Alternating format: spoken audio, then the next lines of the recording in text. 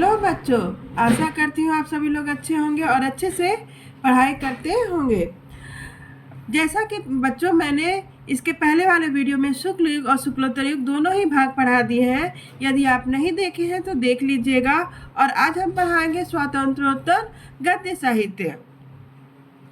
बच्चों तो ये आप लोग कहते होंगे कि यह इस तरह पूरा निबंधात्मक गद्यात्मक रूप में यह क्यों पढ़ाया जा रहा है, क्योंकि इससे तो बहुविकल्पीय प्रश्न पूछे जाते हैं। तो मैं बताना चाहूँगी बच्चों, बहुविकल्पीय प्रश्न में बड़े ही अंदर से प्रश्न पूछे जाते हैं।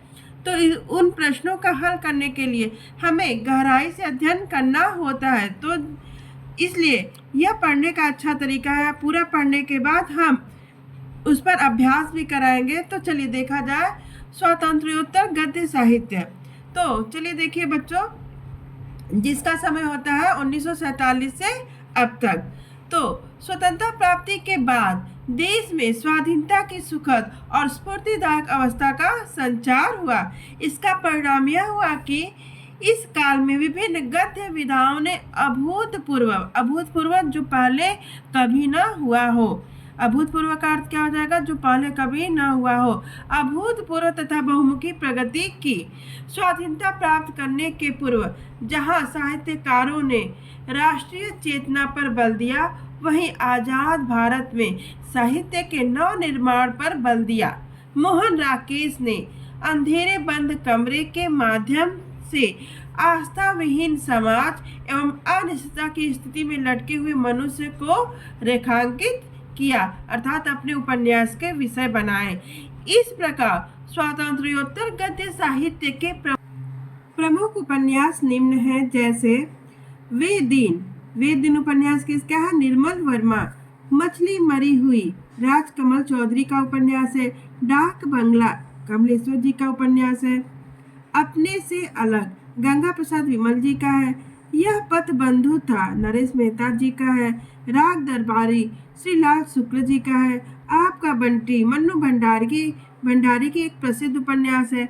धरती धन्ना अपना जगदीश चंद्र जी का है। चित गोबरा मृदुला गर्ग का है। आधा गांव राही मासूम रजा का है। गोबर गणेश रमेश चंद्र शाह का है।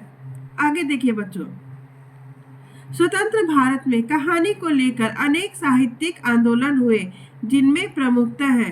तो कहानी को लेकर अनेक साहित्यिक आंदोलन हुए। उन आंदोलन के नेतृत्व कौन कौन किए? जैसे नई कहानी के नेतृत्वकर्ता कौन किए थे? नेतृत्व कौन किया था? मोहन राकेश।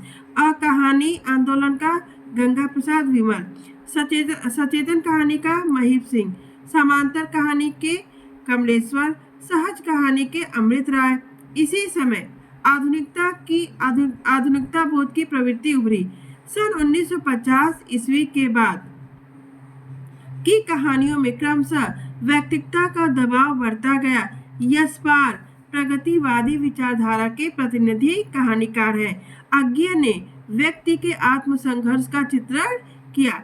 तो देखिए यहाँ पे अलग अलग उपन्यासकारों ने अलग अलग विषयों पर उपन्यास लिखे। जैसा कि यशपाल जी प्रगतिवादी विचारधारा के प्रतिनिधि कहानीकार है, तो यह व्यक्तियों की प्रगति से संबंधी कहानी ज्यादातर लिखे। अज्ञे ने व्यक्ति के आत्म संघर्ष का चित्रण किया। वहीं इलाचंद्र जोशी ने अपनी कहानियों में मनोवैज्ञानिक केस हिस्ट्री प्रस्तुत की। यदि कोई पूछे कि मनोवैज्ञानिक कहानी कौन ज्यादातर लिखता था, तो इलाचंद्र जोशी इस दिशा में अग्रसर होने वाले अकेले कहानीकार हैं। मनोवैज्ञानिक कहानी लिखने वाले अकेले कहानीकार कौन है? इलाचंद्र जोशी। आगे देखिए, अमृत राय मोहन राकेश, विश्व प्रभाकर, भैरव प्रसाद गुप्त, राजकमल चौधरी, श्रीकांत वर्मा, उषा प्रियंवदा, महिप सिंह आदि इस युग के उल्लेखनीय साहित्यकार हैं। आगे देखिए, इस युग में कथा साहित्य के साथ साथ निम्नलिखित गद्य विधाओं पर भी रचनाएं लिखी गई। जैसे देखिए, यात्रा साहित्य, रिपोर्टाज, साक्षात्कार, बाल साहित्य, लघु कथा आदि अनेक विधाओं का श्री गणेश हुआ। साहित्य के नवीन विधाओं में विमर्श का महत्वपूर्ण स्थान है। विमर्श अर्थात नवीन विधाओं पर भी विचार किया गया। विमर्श का अर्थ होता है विचार किया गया।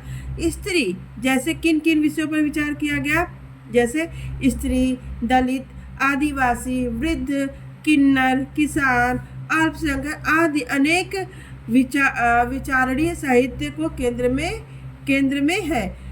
और इन विषयों पर लिखने वाली ज़्यादातर लेखिकाएं हैं, जैसे प्रभा खेतान, अनामिका, मैत्रेयी पुष्पा, गीतांजलि श्री, चित्रा मुदगल, कृष्णा अग्निहोत्री, मृदुला सिन्हा, ओम प्रकाश वाल्मीकि, पुन्नी सिंह, सुशीला टाक भावरे, रणेंद्र, रमेश उपाध्याय, महुआ माझी आदि अनेक साहित्यकार इस काल के प्रतिनिधि साहित्यकार हैं। आगे देखिए बच्चों, प्रगतिवादी युग में सहज, व्यवहारिक और अलंकार विहीन गद्य की प्रतिष्ठा हुई। उसमें भावुकतापूर्ण अभिव्यक्ति का स्थान किसने ले लिया? सतेज और चुटीली उक्तियों ने लिया। डॉक्टर रामविलास शर्मा, शिवदास सिंह चौहान, प्रकाश चंद्र गुप्त इसी युग के लेखक हैं। तो आगे देखिए, रेखा चित्र और संस्मरण लेखकों में पद्म सिंह शर्मा।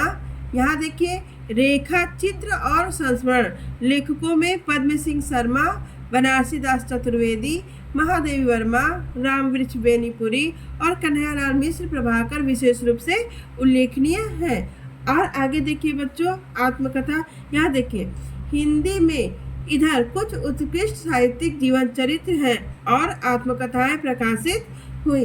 तो इनमें अमृत राय की कलम का सिपाही और डॉक्टर रामविलास शर्मा की निराला की साहित्य साधना उत्कृष्ट कृतियां हैं। यह एक प्रकार का जीवन चरित्र है। कलम का सिपाही किसके जीवन पर लिखा गया है? तो यह प्रेमचंद्र जी के जीवन पर लिखा गया है। और रामविलास शर्मा द्वारा लिखित निराला की साहित्य साधना किसकी जीवनी है? तो यह सूर्यकांत त्रिपाठी निराला जी की जीवनी पर लिखी गई है। ये किसने लिखा है? डॉक्टर रामविलास शर्मा ने।